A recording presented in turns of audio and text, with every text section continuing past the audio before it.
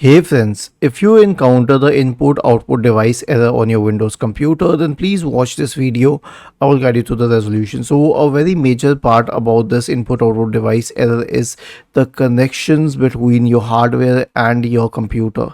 So if you are connecting it using USB, then make sure that the cables and connections are tight. And if not, then try an alternative USB port. There's one more thing I do about this USB issue. So search for device manager in the Windows search bar and open the device manager. Now expand the list for universal serial bus controllers. Right click on USB hub, select properties, go to power management, uncheck this box associated with allow the computer to turn off this device to save power. Click on OK. The next solution is to run a check disk scan. Search for command prompt in the Windows search bar and click on Run as Administrator to open the elevated command prompt window. Type the command chkdsk /r /f and hit enter.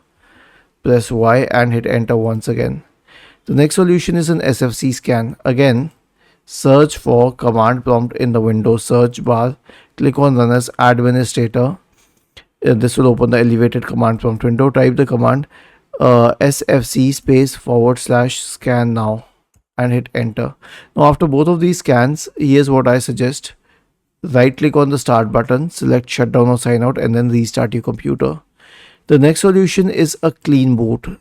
Search for system configuration in the Windows search bar and open system configuration. Go to the services tab. Check the box associated with hide all Microsoft services. If any of the service is checked, click on disable all, click on apply, and then on OK, and then finally restart your computer.